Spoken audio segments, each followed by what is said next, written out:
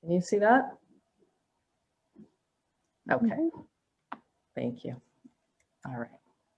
So it's just a little bit of a intro about what I will talk about throughout, but this is kind of where I start. So I call this our bit of a to-do list. And I think this is important. And I keep this in mind for myself always. And I think that's made a very big difference in my world in terms of, you know, how I've come to where I've come to in my career and in my life. So here's our to-do list: is reach for our dreams. Always keep that in mind. Achieve success, however you choose to define your success.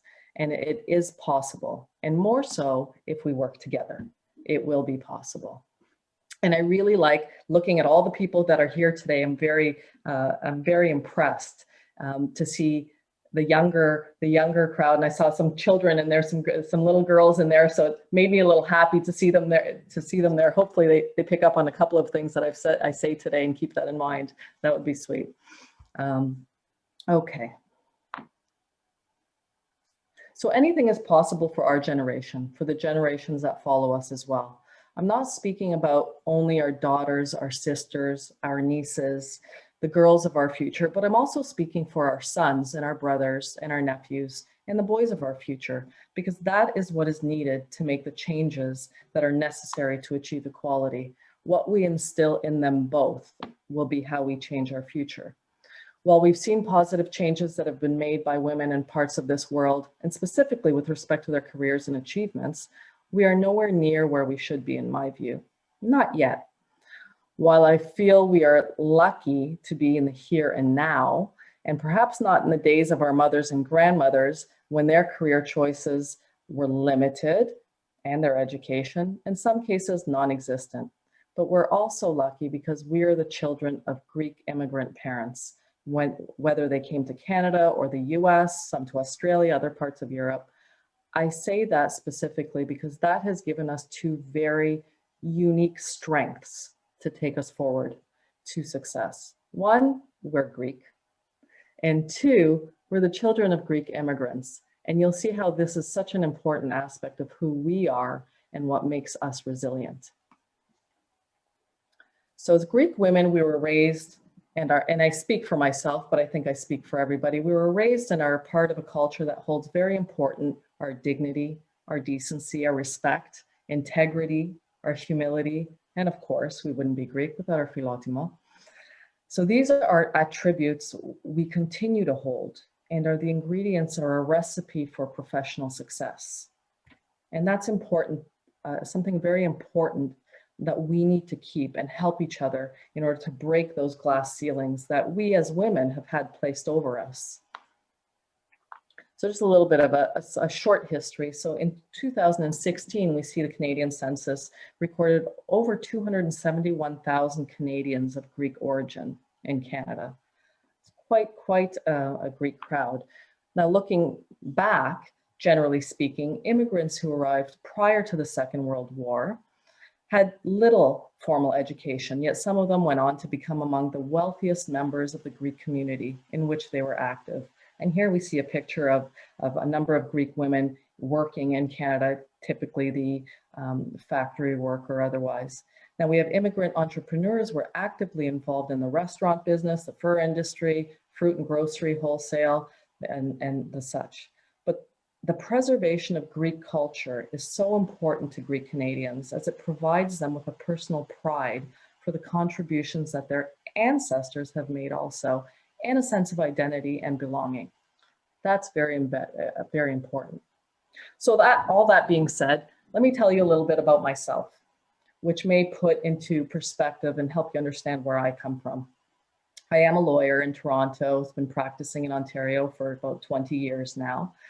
I began practicing exclusively in the area of insurance and disability law and have continued since that time. At the very start of my career, I chose to practice in one area only. And very early on in my career, I chose to take that risk of leaving a partnership in Toronto and opening my own practice and my own offices. I currently have two. I've had 3 offices on the go at one point. Currently, my practice continues and I have 2 full-time offices, one in Whitby and Oshawa and the other one in the Vaughan area. In addition to my practice, I have and I continue to sit on various boards as chair, treasurer, director.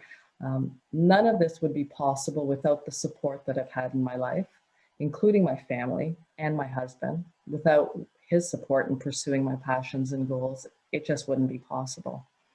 So going back a little bit, as early as grade 9, I knew what career path I wanted to take. I've always said I wanted to be a lawyer. Frankly speaking, I'm not quite sure if I knew what that really entailed at the time, but I loved the portrayal of lawyers on TV. Let's be frank, it all looked good on TV when you watched lawyers. And here's a little bit of a break. So growing up, I loved Perry Mason. Now you're going to look at the younger crowd is going to look at me and say, who is that? Google it. It was a great show. It was fantastic. But here's what I liked about it. I watched this show with my mom religiously. What I always found interesting, though, was the actress Barbara Hale, who portrayed his secretary, Della Street. Look at her in all these photos. She knew what she was doing. So I would watch it and I would be enamored not only by Perry Mason, who was a fantastic lawyer, in my view, but Della. Della did everything. She was brilliant, she did all the legwork, and she was his foundation to his success. So I would think to myself, she would be a fabulous lawyer. Why wasn't she? I was young, sacrifices I suppose she made in the show, but truly I wanted to be successful in a career of my choosing and not fulfill someone else's expectations. And Xanthe talked about what the expectations in the past of women in the Greek culture were. We all know that. But I didn't want to do that. I wanted to choose a career that I chose. And I also wanted to choose something that would accomplish what my parents' hopes and dreams were when they left everything they knew and they came to Canada to struggle and start a new life and start their own business here. They did it for their family. Well, at the time, I wouldn't know a thing about opportunity, let alone equity and equality and females in top positions or societal expectations, but I learned it very quickly. So I made up my mind to be a lawyer, and it turned out I did. Not knowing, of course, the mountains that I would have to climb. So the once shy, quiet little Greek girl began that journey, also not knowing how life would change me to become more determined, stronger, thrive, and work to reach my goals. But I didn't do that without the help and the support. So it wasn't success from a financial standpoint that I wanted. It was a success from being told I would never do it, or I shouldn't do it, or good luck comments, or why don't you think of something else to do?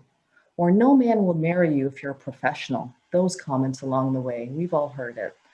And I refused to do that. So those were the comments that fueled me. You know what else fueled me? My mother. Yes, she was my mother. She has to say those things, but she was a woman, a Greek immigrant woman who never had the opportunity herself and likely wasn't expected to have it at that time either. So this is very eye-opening, that kind of support. I came to realize how utterly important that was. And I don't just mean from the perspective of a mother, but from a female empowerment perspective. She instilled in me that I could do whatever I wanted.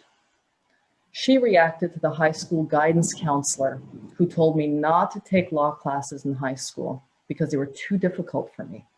So he tried to steer me to take the general classes like family studies. She made me take those law courses. She reacted to me not wanting to take the grade 13, well, OAC at the time, law class in grade 12, because I was told it would be too difficult and it was too much. She would not let me drop that course, despite my crying insistence. I received the highest grade in that class and I won the law award that year. She'll never let me live it out till this day. So my parents came to Canada in hopes for a better life, for them, but mostly for their family. They wanted a better life for us, better opportunities, and to see their kids, and now their grandkids succeed. They made the very difficult choice to leave their family and all they knew to a country where they didn't speak the language, they didn't have a job, and this is what we all need to remember.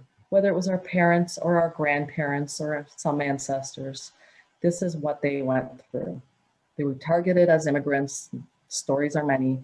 They always made sure that we didn't forget who we were, our Greek history, our culture, and our language. And that is very, very important, even today and going forward. They ensured that we obtained a Greek education, at the time against our wishes, of course, but we went to Greek school every week. And now I'm very, very thankful. And I'm grateful that they did that. So let's look at a little bit, a few statistics for a moment on the education front, because I think that's very important. So Statistics Canada, what does it tell us? Children of immigrant parents were more likely to complete post-secondary studies than their Canadian-born counterparts. And this is from the third generation or more, but it holds true. So for example, 43% of children of immigrant parents had a university degree in 2016, compared to 29% of their Canadian-born counterparts. So children whose parents had a lower level of education, it was the times, also tend to have a lower education here. But in the case of the children with immigrant parents, very interesting, the parents' level of education had less of an impact on their education as children, and in comparison to the children with Canadian-born parents. And why is that? Because of their family history. The children of immigrant parents differ from the children in various ways, other children in various ways, specifically because they increase over the overall level of education in Canada, of course, and they're generally more likely than their non-immigrant parent counterparts to take post-secondary studies. But why is that? It's very interesting. Sorry, I'll go back. So put another way, this result appears to be driven, and here's what Statistics Canada is very telling, it's been driven primarily by the observation that children from less educated immigrant families are more likely to achieve a higher level of education. And it's because of their history. It's because of their background. So we grew up knowing our ancestral struggles. The parents, our grandparents, we know what they went through. And it's important for them and us to keep that in all our kids and the generations that follow us. You know, we're talking about International Women's Day, but I think it's very important to know that it applies to both, because without both, there will be no change, frankly, or again, we will hit a ceiling. So we understand the struggles that many of them went through coming to a new country with no language to begin their new life. We want to do better. We have to instill this in our families, our friends, our fellow women. The journey of our parents, their dreams and their aspirations extend to our own aspirations throughout the community. This is why it's so important to ensure that we remember who we are. We remember our culture, we remember our history, and we are proud of that. So the conclusion to part of the statistics in 2016 is, you'll see at the bottom there, in general, immigrant parents have higher expectations and aspirations for their children than parents born in this country, and do everything they can to pass this ambition on to them. So from generation to generation, it's very important to remember who we are. We are Greek. This is where we come from, our language, our culture, what our parents, our grandparents have gone through, and know that success is possible. Our women of today, the young girls of today, anything is possible. And if we help each other and we work together, and a group like this is very, very important, we can succeed. So where do we stand today? This is very interesting. Let me go back to this in a second. I'll talk about this in a second. I'm just going to take that off the screen so I can talk a little bit about myself growing up again. It's an interesting dynamic growing up. And of course, I've only been able to see this in hindsight.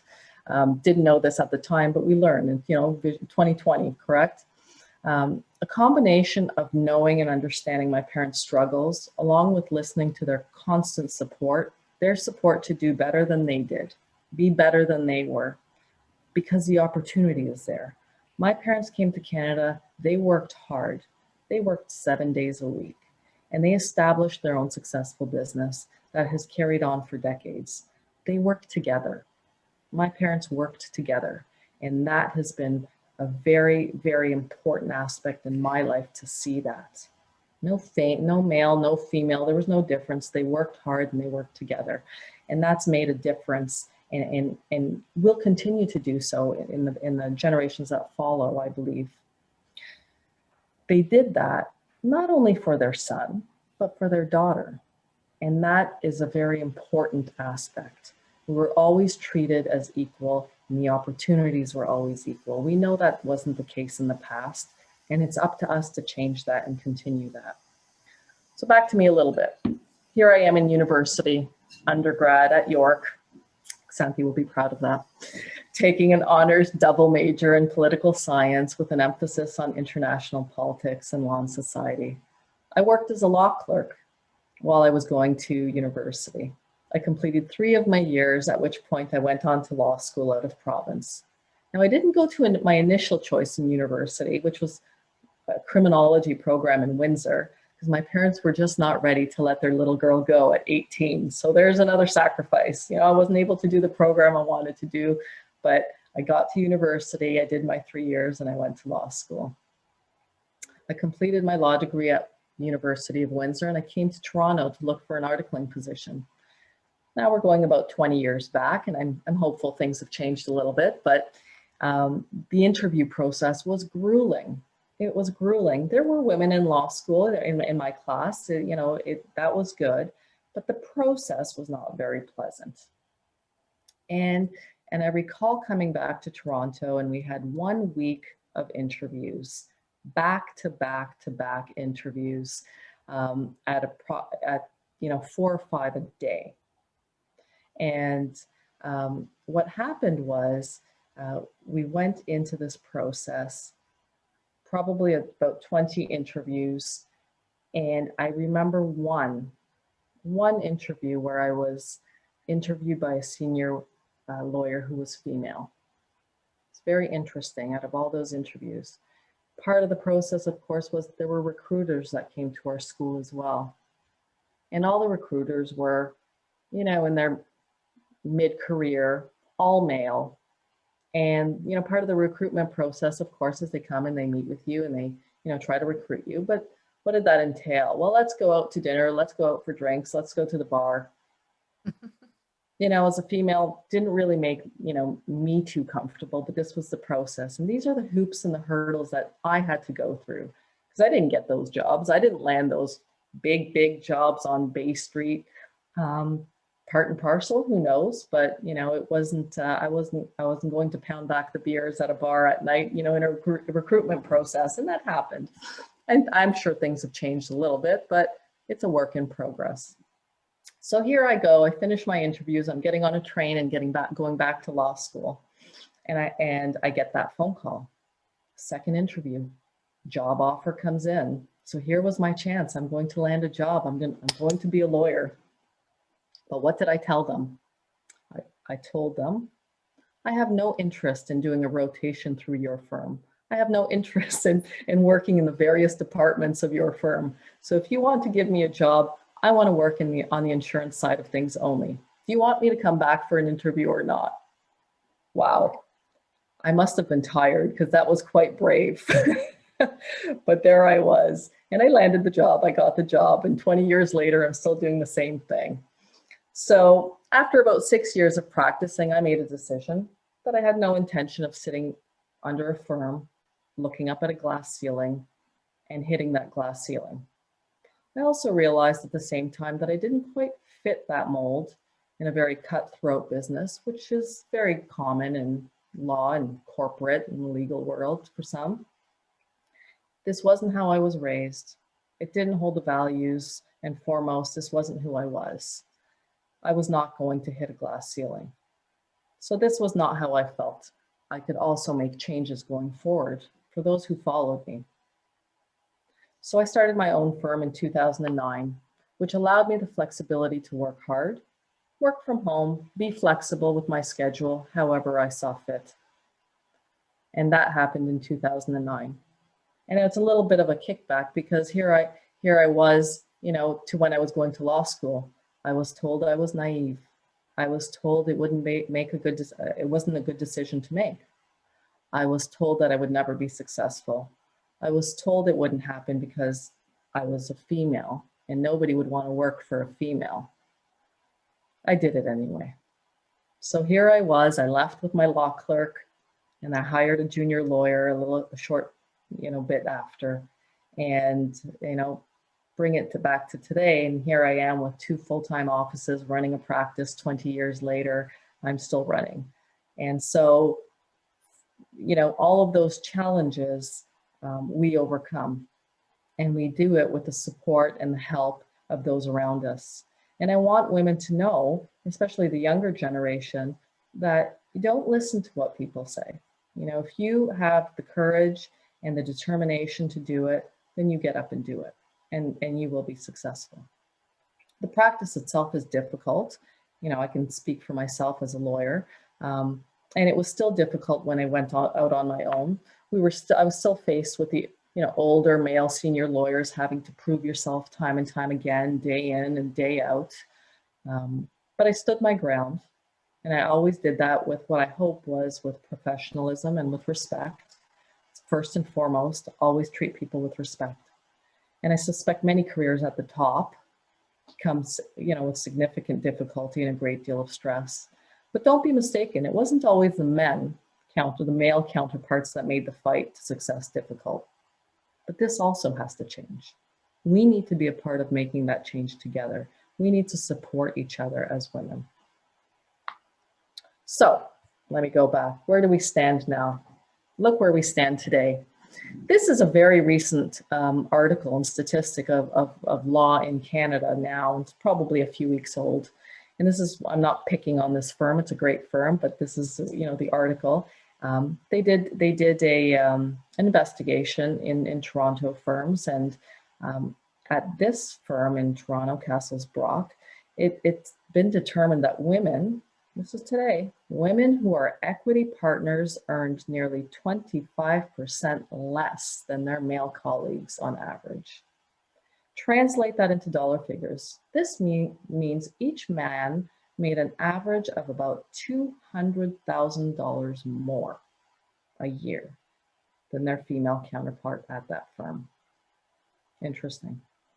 The income for equity partners in 2019 shows that 75% of the lawyers at that level were men. Over 80% of men got that bonus in those years. Only 44% of women did. It's very interesting. It's unfortunate. That has to change.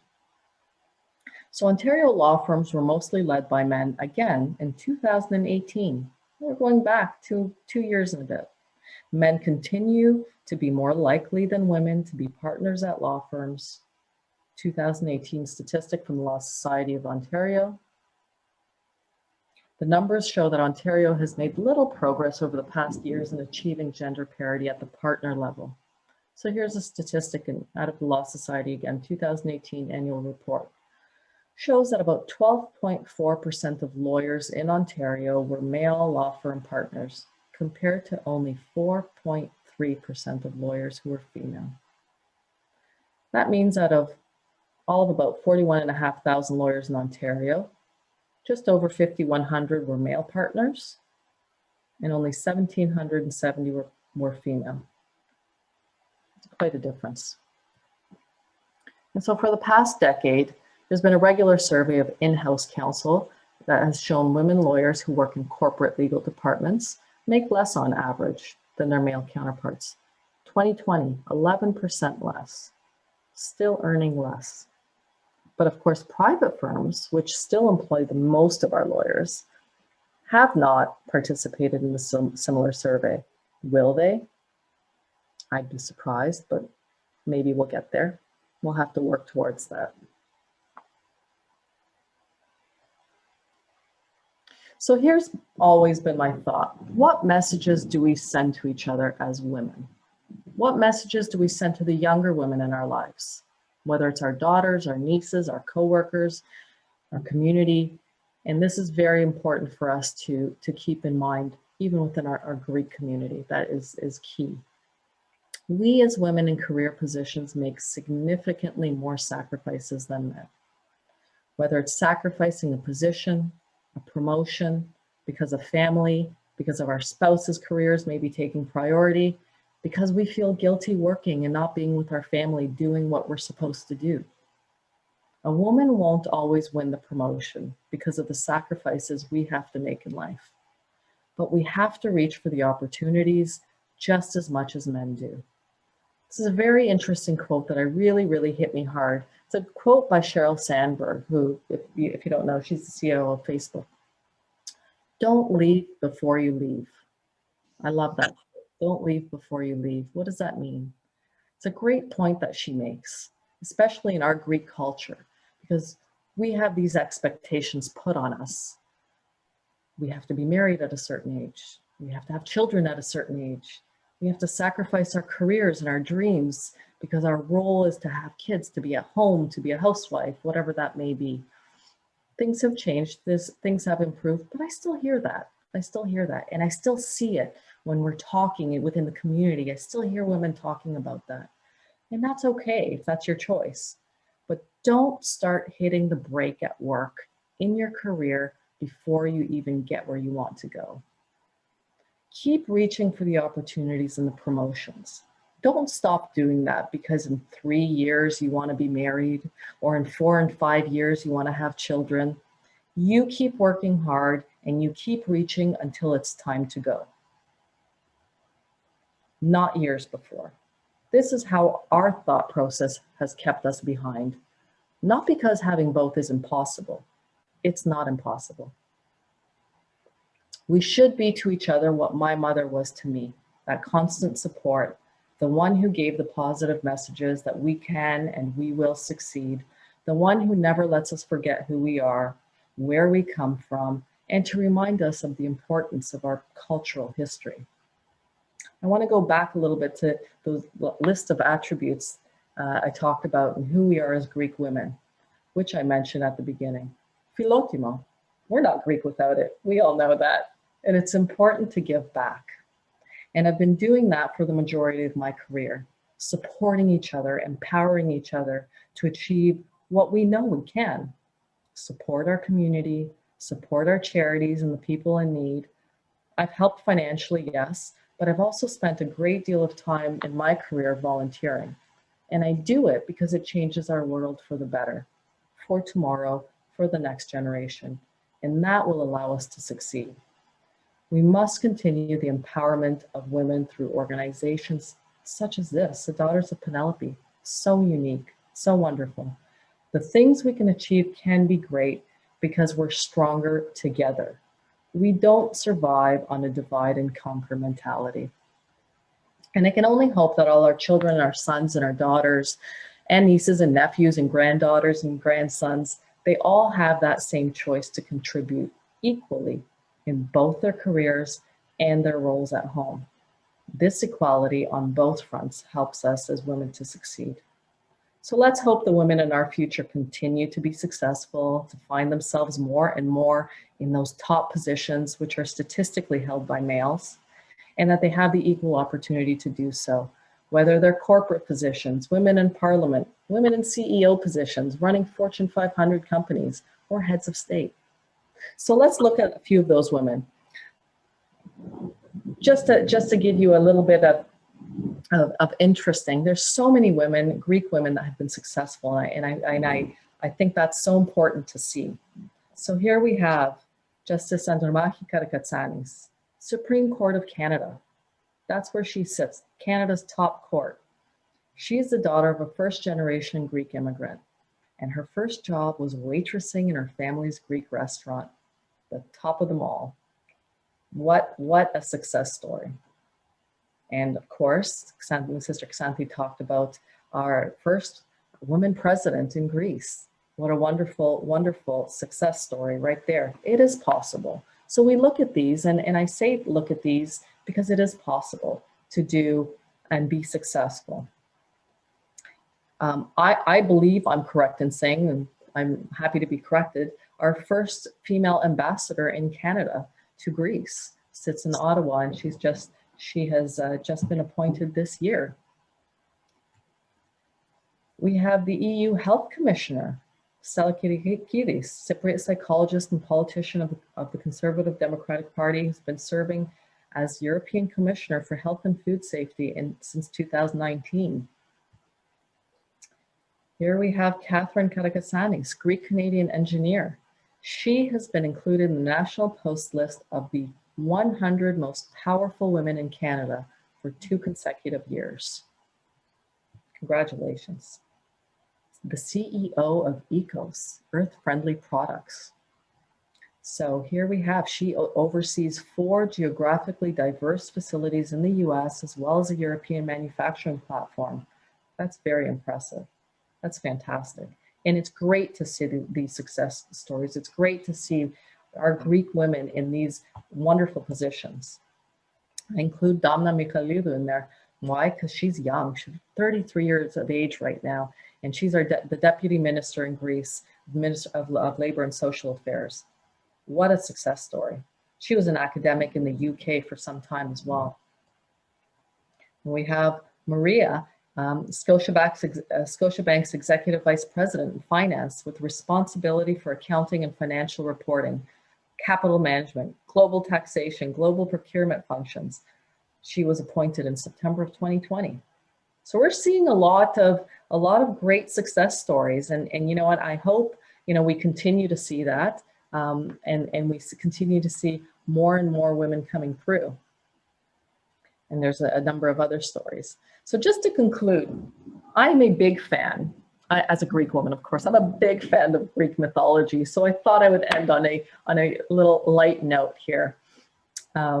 Why should we not try to live up to our mythological goddesses? Should we not? So here's a little fun tidbit. Here are the four wonderful, most powerful Greek goddesses in mythology, but I love the messages that I come away with here. Hera, well, queen of the gods, queen of the heavens, wife of Zeus. From Hera, we learn that women can stand up for themselves, even against the mightiest of men like Zeus. Love that. And then there's Athena, of course, perhaps the most inspiring of the goddesses and protector of the city. Let's just jump down. She's got her symbols associated with include armor, helmets, spears, wise owls. But through her, we are emboldened to fight for justice for all. Please keep these in mind. And then there's Athena's half-sister, Artemis, which was a major player in the Trojan War. But if you're looking for a goddess that represents sisterhood, look no further than Artemis. Very nice. And finally, of course, closely associated with Athena is Nike, who personifies victory. It's very interesting, and I put that in there. There's a good reason why the sneaker brand chose the Nike moniker. Run like a girl, that's right. This Greek goddess reminds us that victory comes through bravery. I always find the Greek mythology very interesting. So the heroines of Greek, I'm just going to jump down here so I can see this. The heroines of Greek mythology remind us to cultivate our unique strengths, whether it's to be inner bravery or outward strength. Some of us may be nurturers, some of us might be athletes, some of us may have a passion for social justice, some of us may be star scholars or some combination of qualities, but we each have a superpower we can develop and put into action. We can be the heroines of our own lives and simultaneously rise up and fight along each other in sisterhood. Thank you. I appreciate your time. Thank you for listening to me. I hope it was interesting. Wonderful, wonderful speaking in front of all of you. Thank you so much, Sister Jane. That was absolutely wonderful, enlightening, inspirational, and I enjoyed it so much. A beautiful presentation. You are an excellent speaker, and we're going to keep you in mind for future presentations. That was wonderful. Thank you. Questions to the speaker will follow after the all the presentations end.